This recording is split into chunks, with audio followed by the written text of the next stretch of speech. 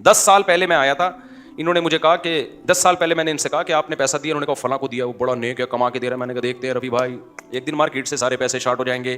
10 سال اس بندے نے کما کے دیا ان کو. یہ کہتے تھے دیکھو مفتی صاحب کچھ صحیح لوگ بھی ہوتے ہیں. اس کے بعد 10 سال کے بعد رفیع بھائی کا پروگرام بڑھ گیا. اب کبھی ایس ایچ او کے پاس جا رہے ہیں, کبھی رینجرز کے, وہ بندہ بھی گھوم رہا ہے, اس بندے کے پاس قومی ترانے ہیں. جب بھی جائے گا بھائی یہ ہو گیا, اچھا یہ ہو گیا, وہ قومی ترانے پڑھنا شروع کر دے گا. آج چائنا کا ترانہ پڑھا اس نے, کل پاکستان کا ترانہ, اب اگلی ملاقات میں جاپان کا قومی ترانہ پیش کرے گا ان کے سامنے. پورے لگے بندے الفاظ ہوتے ہیں, کچھ بھی نہیں کر سکتے آپ اگلے کا. یہ بھی نہیں پتا چلے گا کہ فراڈ کر رہا ہے یا حقیقت میں نقصان ہوا ہے, کچھ بھی نہیں کر سکتے بھائی. اس لیے بزرگوں نے کہا ہے جو پیسہ تمہاری جیب میں ہے بس وہی تمہارا ہے. اپنے بچوں کو روکو خدا کے لیے اس عمل سے.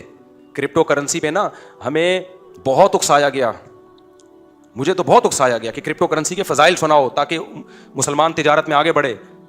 ہم نے کہا نہیں بھائی اس میں ہمیں کنفیوژن ہے. نہیں یہ مفتی لوگ اصل میں دیر سے فتویٰ دیتے ہیں, اتنے تانے دیے ہمیں. اصل میں یہ خود نہیں ہے نا, خود کا بزنس نہیں ہے نا کرپٹو کرنسی کا, اس لیے فتویٰ نہیں دے رہے. ہمیں بہت کہا گیا کہ اس پہ فتویٰ دو تاکہ مسلمان قوم اس کو جھونک دو کرپٹو کرنسی میں. ہم نے کہا بھائی ہمیں اطمینان نہیں ہے.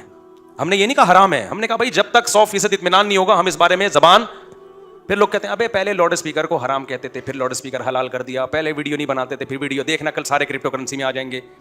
میں نے کہا کسی سے پہلی بات تو یہ کہ لاؤڈ اسپیکر کو حرام علماء نے جو کہا تھا وہ اس بیس پہ نہیں کہا تھا کہ لاؤڈ اسپیکر بذات خود حرام ہے. جو لاؤڈ اسپیکر کے جو ماہرین ہیں نا وہی ایکسپلین ہی نہیں صحیح کر پا رہے تھے علماء کے سامنے.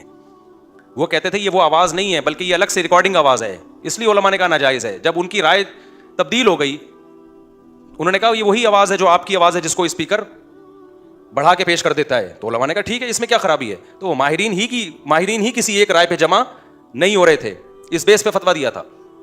ہاں ویڈیو سی ڈی کو علماء حرام اس لیے کہتے رہتے کہ اس وقت اس کے پازیٹیو کام نہ ہونے کے برابر تھے, سارا نیگیٹو ہی نیگیٹو تھا. تو اس لیے تصویر والے پہلو کو علماء نے ترجیح دی تھی.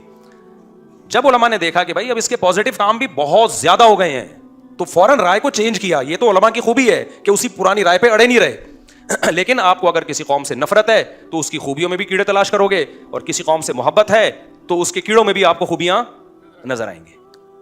تو یہ آپ کے دل کی بات ہے کہ جب انسان کو محبت ہوتی ہے نا, اگر اس کے پیر صاحب موٹے ہوں, اپنے پیر صاحب سے محبت ہے, اگر پتلے ہوں پیر صاحب تو آپ کہیں گے دیکھو دنیا سے محبت ہی نہیں ہے, کھاتا ہی نہیں ہے, دیکھو کیسے سوکھ کے اللہ کے خوف سے ہڈیوں کا ڈھانچہ بن گئے. اور موٹے دوسرے کے پیر کو بولو گے موٹا گینڈا کھاتا رہتا ہے حرام کھا کے ایسا ہو گیا ہے.